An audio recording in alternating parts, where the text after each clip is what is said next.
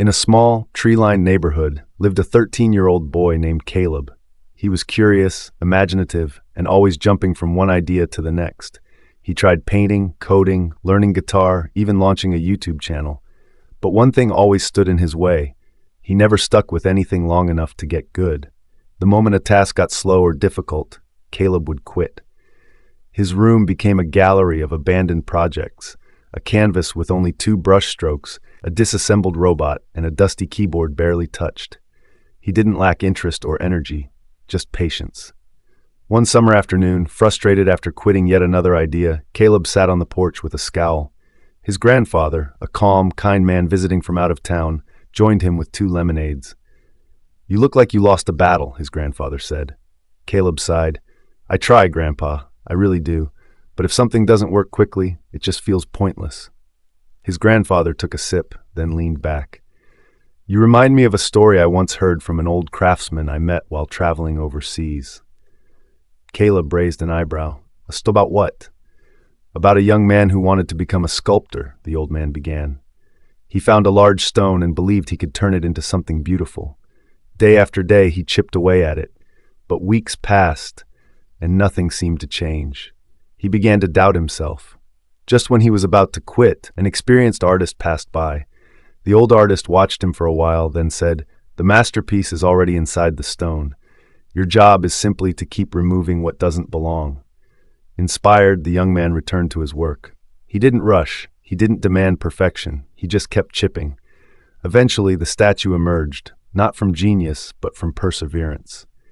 Caleb listened quietly, then asked, "So he was successful just because he didn't give up?" "Exactly," said his grandfather. "Not because he had some special talent, but because he gave it time." Caleb frowned. "But what if I don't know how to wait? I get so frustrated."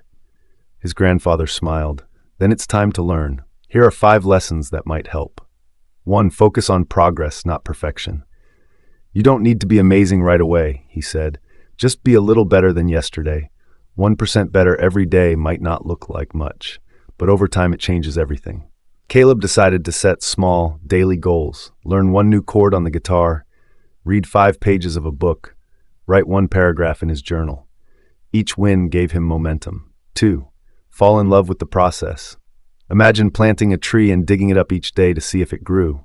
His grandfather laughed. Growth needs space. Caleb began to shift his focus from outcomes to effort. He started enjoying the rhythm of practice, the way his fingers moved more easily across guitar strings, the calm he felt while solving puzzles in code. 3. Redefine failure. Mistakes aren't dead ends, his grandfather told him.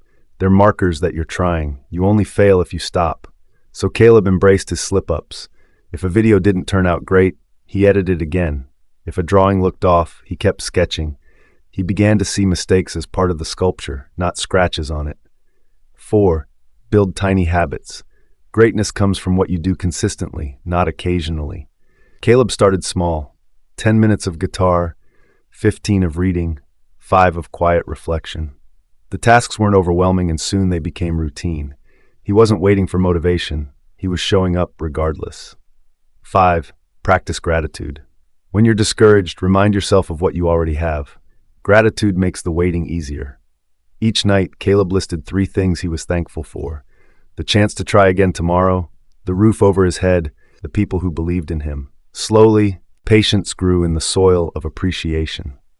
A few years later, Caleb didn't become a master sculptor, but he sculpted something far more meaningful, a version of himself he could respect. He stuck with guitar, started a podcast, and helped his friends edit videos. By the end of high school, he had built a portfolio and confidence that few his age possessed. When asked in a college interview about the secret to his growth, he said, "I used to quit when things got hard. Now I know that hard is where the good stuff begins." In an age of instant everything, patience feels rare. But real growth isn't instant. It's slow. It's quiet. It's often invisible at first. Every skill, every breakthrough, every transformation starts as a block of stone. The masterpiece is already inside you. All you need is the courage to stay long enough to let it emerge. Now ask yourself, what unfinished masterpiece are you walking away from too soon? What would happen if you just kept chipping? I hope you found this story helpful. If you enjoyed today's story, be sure to hit the like button. It might seem like a small thing, but because of how the YouTube algorithm works, videos with more likes tend to get shown to more people. So your like really helps this video reach others who might need it too. And if you find my content valuable, consider subscribing. It really helps more people discover it. Thanks for watching, and I wish you and your family good health and peace. See you in the next story.